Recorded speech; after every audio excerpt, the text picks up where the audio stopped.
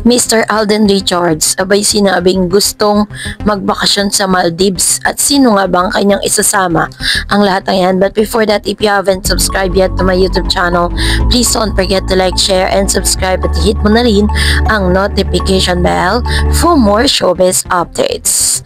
Bago tayo of course magpatuloy sa ating updates for today's video, ay nais kong pasalamatan kayo for always watching and trusting this channel. Thank you so much sa inyong palagi ang panonood at palagi ang pagsubaybay sa mga updates po natin. Maraming salamat po.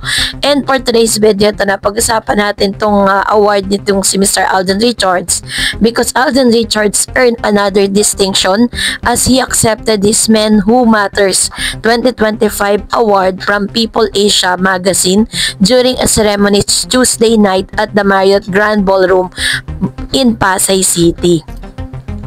The Kapuso actor dressed in a crisp black barong Tagalog shared on Instagram that the recognition is another motivation to do more and be more, thanking the magazine for the honor.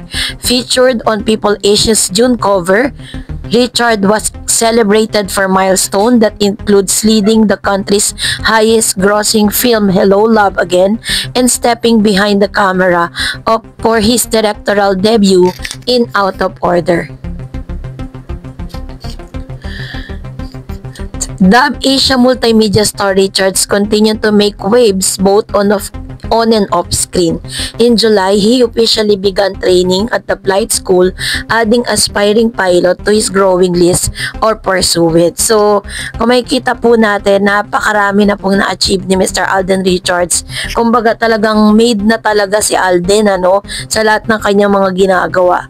Talaga makikita mo na kabi-kabila ng mga award na natatanggap niya dahil po dun sa isa sa mga dahilan nito ang magaling na pagganap niya dun po sa movie nilang the highest and top grossing film of all time na Hello Love Again, kung saan kasama niya si Miss Catherine Bernardo.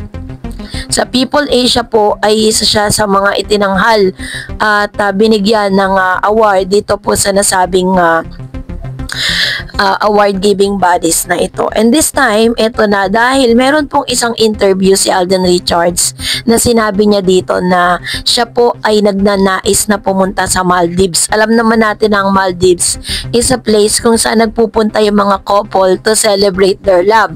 Noong August 13, 2025, sa isang simpleng awarding ceremony na naganap sa isang hotel sa Parañaque, ibinahagi ni Alden Richards ang kanyang pangarap, ang makapasok sa Philippine Air Force pagkatapos niyong matapos ang kanyang flight training.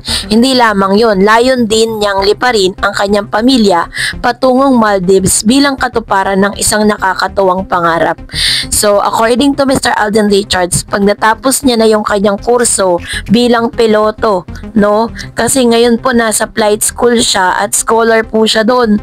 After po niyan, magpi-Philippine Air Force siya, magiging reservist po siya.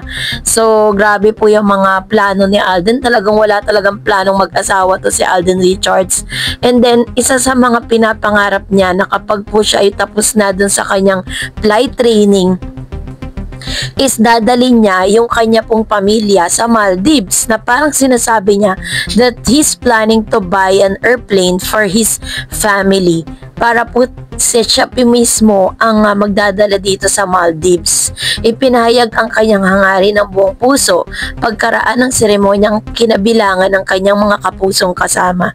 Sa nasabing event, hindi lang itinanghal ang kanyang tagumpay bilang artista, kundi nabigyan din siya ng pagkakataon upang isiwalat ang kanyang mas malalim na pangarap, ang paglilingkod sa bansa bilang bahagi ng Philippine Air Force at makapaghatid ng isang espesyal na karanasan para sa kanyang pamilya sa Maldives. Bagamat buo ang suporta ng kanyang mga tagahanga at mga kasama sa industriya, ito ay malinaw na hakbang ni Alden upang maibahagi ang iba't ibang bahagi ng kanyang pagkatao. Hindi lamang bilang artista, kundi bilang isang artista na may pangarap na mas malalim at makabuluhan. Kaya naman ngayon palang kinocongratulate na natin si Alden Richards for his success, kung ano man po yung mga plano niya sa buhay. Ang tanong, Mag-aasawa pa kaya si Alden Richards? So dahil dyan, magbasa tayo ng mga comments and reaction po ninyo patungkol sa ating latest updates. Unahin natin si Miss Geraldine Favillan. Sabi niya, in my opinion, may pinagdadaanan kaya sila ng cut din. Totoo, siguro ang mga rumors na binasted siya. Kaya nagsak kabila ng kabutihan na ginagawa niya kay Kat. Binaliwala lang ni Kat. Kasi kung i-analyze mo, hindi na pumunta sa mga awards. Patunay na may tampuan ng Kat din. Sa totoong buhay, sana hindi naman sana mali ang naiisip ko. Actually po, kung tutuusin, wala naman talaga silang tampuhan ni Miss Catherine Bernardo. It's just so happen na meron na pong or separate ways yung tinatahak ni Miss Catherine. Lalo na't ngayon may mga rumors patungkol sa kanyang rumor boyfriend na si Mayor Mark Alcala. Hindi pa man po umaamin si Miss Catherine Bernardo at Mayor Mark patungkol dyan, pero parang kinukumpirma na ng publiko na it was Miss Catherine and Mayor Mark na talaga naman pumunta ng Australia para po magbakasyon doon kasama ang BFF ni Miss Catherine Bernardo. And I don't think that that's the reason bakit po parang umiiwas si Miss Catherine sa mga award giving bodies. Yun kasi yung sinasabi ng mga yung mga kasama niya na busy si Miss Catherine sa kanyang mga errands. Sabi ni Nanay Madir, Christine Serrano ng USA kasi ang daming naninira sa kanya kung gustong pabagsakin at saka magdidikit sa kanya at interest sa kanya. True, daming inggit sa kanya. Si Richard Polkerson Jr. ay may Nico Menday Polkerson na idol. Ganyan minsan din marunong ka ding magsupalpal na mga tao, lalo na sa mga panirang tao sa inyo. Aldab forever. Ayan. So ito po ay isa sa mga Aldab fan na hanggang sa ngayon ay talaga namang hindi po tumitigil na naniniwala na si Alden at si Miss May Mendoza ay magjowa at sila po ay mag-asawa. Kahit po itong si Arjo Ataide ay ilang beses na po pumunta sa Itbulaga at talagang nag-guest pa po siya doon, tapos nagpakasal, meron pang mga proposal na naganap, pero yun nga, close-minded na kasi sila para paniwalaan yun. So sabi ni Miss Wilma, wow Alden, ang galing mo talaga. Lagi ka lang mag-iingat sa pagbabike mo. Sana lahat ng bagay na gusto mong gawin ay mapagtagumpayan mo, lalo na ang pagbabike mo. At syempre, ayan, ito yung sabi ni Ma'am. Sabi ni Miss Raquel, go Alden, 4th placer para sa first timer cyclista. Grabe, 'di ba? Nagpa-amaze na naman si Alden Tisoy Richard. Good influencer talaga si Alden at napaka-competitive. We love it, Alden. Wala na kaming pakel sa mga bashers mo, Alden.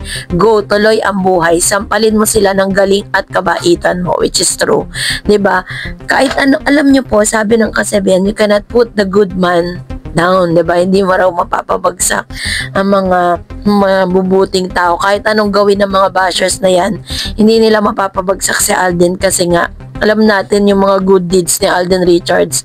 At the same time, marami mga bashers na parang sinisiraan siya sa social media. Pero hindi naman sila nagtatagumpay. And that's it for today. For more videos and updates, please don't forget to like and subscribe. And please don't forget to follow my Facebook page, Dar Eds TV. God bless everyone.